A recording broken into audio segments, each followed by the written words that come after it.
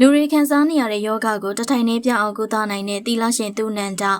ပရိသတ်များအားလုံးပဲမင်္ဂလာပါရှင်ဆေးရုံဆေးကန်းတွေကလက်ခံကုသဖို့အခက်ခဲလာတဲ့ယောဂဆိုကြီးတွေကိုစေဝါတစုံတရာမပါဘဲတထိုင်နေချက်ချင်းပျောက်ကင်းအောင်ကုသပေးနိုင်နေဆိုတဲ့သီလရှင်ဆရာလေးတစ်ပါးအကြောင်းကအတော်လေးကိုဟိုလေးတကြောဖြစ်နေပါတယ်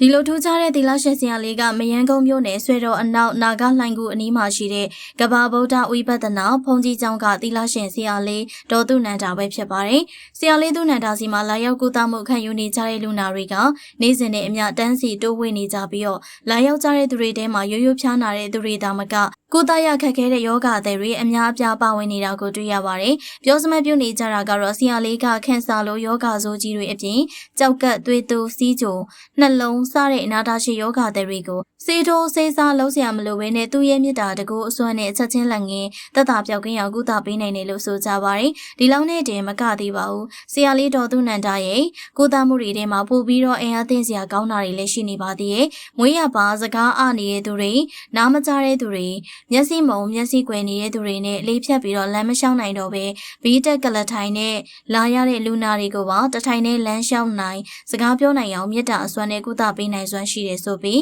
ရုံရုံကြည်ကြည်နဲ့လာရောက်နေကြတဲ့လူတွေဒုနဲ့တည်းဖြစ်ပါတယ်လက်ရှိမြန်မာနိုင်ငံရဲ့ကျန်းမာရေးဆောင်ရှားမှုစနစ်နဲ့ဆေးဝါးကုသမှုစရိတ်တွေကအင်မတန်မှကြီးမားလာပါတယ်။ယောဂတစ်ခုခုဖြစ်လို့ဆေးရုံဆေးကန်းသွားပြီဆိုတာနဲ့တာမန်အခြေခံလူဒန်းစားတွေစည်ရင်နှွမ်းပါတဲ့သူတွေအနေနဲ့ဘလို့မှမတတ်နိုင်တဲ့ငွေကြီးပမာဏတွေကိုကုန်ကျစေပါတယ်။ဒီလိုစီးပွားရေးကြက်တဲမှုတွေနဲ့ဆေးဝါးစရိတ်ကြီးမြင့်မှုတွေကငွေမကုန်မဲယောဂပျောက်ကင်းနိုင်တယ်ဆိုတဲ့မျှော်လင့်ချက်အယောင်ကြီးလေးတစ်ခုရှိရာ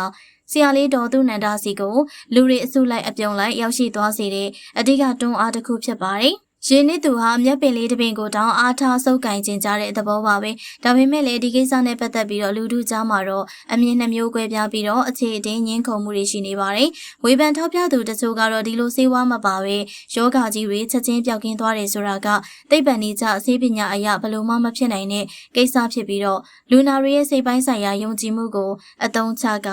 အလူငွေရဖို့အတွက်တသက်လှည့်စားနေရဆိုတဲ့လောက်ရတစ်ခုသာဖြစ်တယ်လို့ပြင်းပြင်းထန်ထန်ဝေဖန်ကြပါတယ်။တစ်ဖက်မှာလည်းဆရာလေးရဲ့မြတ်တာပို့တာမှုနဲ့တရားအစွမ်းတကူအစွမ်းကိုအကျွမ်းမဲ့ယုံကြည်ပြီးတော့တကယ်ပဲယောဂဝေဒနာတွေသက်သာပြောက်ကင်းသွားပါတယ်ဆိုတဲ့ကိုယ်တွေ့ခံစားရတဲ့သူတွေယုံကြည်သူတွေကလည်းအခိုင်အမာရှိနေကြပြန်ပါတယ်။ဒီလိုယုံကြည်မှုနဲ့သိပ္ပံပညာမျှော်လင့်ချက်နဲ့လက်တွေ့ဘဝလွန်ဆွဲနေတဲ့ကြားတွေကမှဆရာလေးတော်သူနန္ဒာရဲ့ကျောင်းသင်ခန်းလေးကတော့နေ့စဉ်နဲ့မျှော်လင့်ချက်တွေတည်ပိုးလာတဲ့လူနာတွေနဲ့စီကားနေစေဖြစ်ပါတယ်။ဗီဒီယိုကိုကြည့်ရှုနေကြတဲ့ပရိသတ်ကြီးတို့အနေနဲ့ဆရာဝန်တွေလက်လွတ်လိုက်ရတဲ့ယောဂတွေကိုတထိုင်နဲ့ပျောက်ကင်းအောင်ကုသပေးနိုင်နေဆိုရင်ဆရာလေးတော်သူနန္ဒာရဲ့ဖြစ်ရဲ့အပေါ်မှာဘလို့ထင်မြင်ယူဆပါသလဲဒါကတကယ်ပဲမြစ်တာတကူရဲ့အစွမ်းလားဒါမှမဟုတ်ကျမ်းမာရေးစရိတ်မတက်နိုင်တဲ့ပြည်သူတွေရဲ့မျှော်လင့်ချက်ကိုအသုံးချရလားဆိုတာကိုပရိသတ်ကြီးရဲ့ကိုယ်ပိုင်အမြင်လေးတွေနဲ့ထင်မြင်ယူဆချက်တွေကိုပြောသွားကြပါအောင်ရှင်ကြည့်ရှုပေးရတဲ့အတွက်တယောက်ချင်းစီတိုင်းကိုကျေးဇူးတင်ပါတယ်ရှင်